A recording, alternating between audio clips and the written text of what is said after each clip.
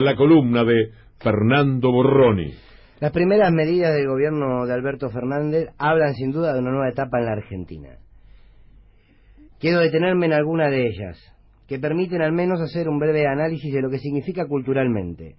El aumento de las retenciones al campo, el dólar turista, lo que fue la inmediata aplicación del protocolo del aborto no punible, y lo que se está elaborando del aumento para las jubilaciones y los programas sociales. Todas políticas que cambian sustancialmente el sujeto beneficiario de esas políticas.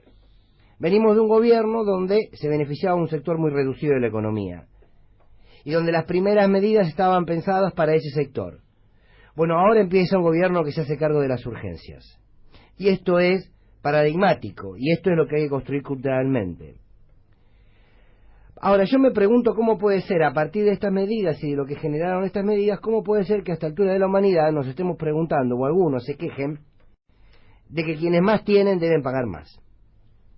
¿En qué cabeza cabe que quienes más tienen deben tener cada vez más, y si en algún momento de su vida dejan derramar algunas miserias, así las mayorías sobreviven?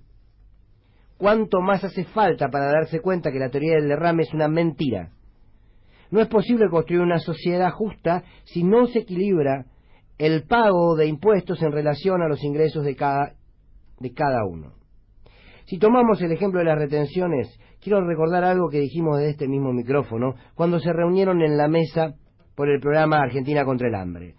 En aquel momento dijimos que no importaba quiénes se sentaban en esa mesa, que lo importante era cuánto estaban dispuestos a renunciar los que allí estaban sentados en la mesa para terminar con el hambre. Nos preguntábamos, ¿cuánto están dispuestos a pagar de más quienes más tienen para dicho objetivo? Bueno, aquí ya está la primera muestra. Un sector del campo que estuvo sentado en esa mesa hablando de su compromiso contra el hambre, y ahora tienen que pagar un poquito más, ya amenazan con medidas de fuerza. Y esto es cultural y es político. ¿De dónde pretenden que saquemos el dinero para reconstruir el país?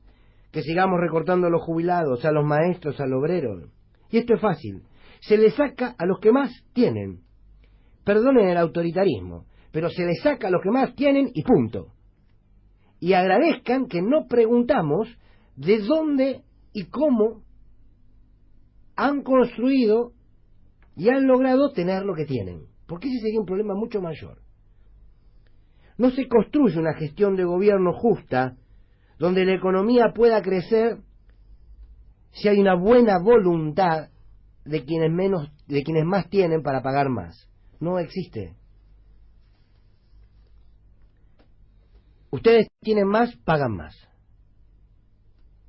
No hay otra fórmula. De lo contrario, si no quieren pagar más teniendo mucho más, entonces tengan menos, sean asalariados y paguen menos. No.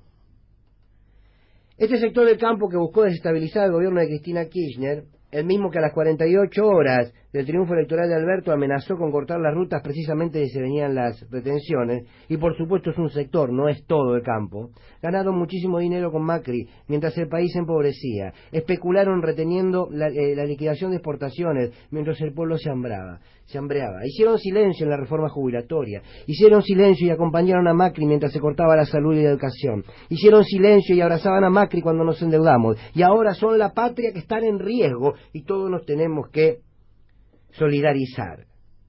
Alguna vez dijimos, no se combate la pobreza si al mismo tiempo no se combate la riqueza. No hay pecado per se en el rico, como tampoco lo hay en el pobre. Lo que sí es un pecado social imperdonable es que quien más tenga no pague más. Uno escucha a Agrocopatel y a Daniel Pellegrini de la Sociedad Rural y a algunos dirigentes de la mesa de enlace, no a todos, y la verdad es que tiene ganas de salir a hacer una colecta y darle unos pesos. Porque son los mismos que dijeron que si Cristina seguía con estas políticas íbamos a tener que importar carne. En el mismo sentido van el impuesto de las compras en el exterior. Este dólar del 30% más en el exterior. Está bien, porque no significa que el que viaje sea millonario, pero en la pirámide social los que están por encima de otros deben pagar un poco más. Porque la salida al hambre es colectiva. Salvo que aceptemos, lo decíamos hoy Víctor Hugo, salvo que aceptemos que queremos vivir en una selva donde se salva quien pueda. Díganlo abiertamente y listo. ¿Quieren esa sociedad donde cada uno defienda su parcela y que se salve quien pueda salvarse? Ok, peleen por ella, pero ojo, porque de ser así luego no se quejen de la inseguridad. Y no se asusten si cada vez son más los que no tienen otra opción que delinquir. La mayor inseguridad social que existe es la desigualdad. Y cuando un gobierno trabaja para romper la desigualdad y para achicar esos márgenes, debe pedirle a quienes más tienen. No puede ser que a esta altura del partido de la historia sigamos discutiendo lo mismo. No es tiempo para confrontar, es tiempo para repensar y repensarnos en los esquemas de poder.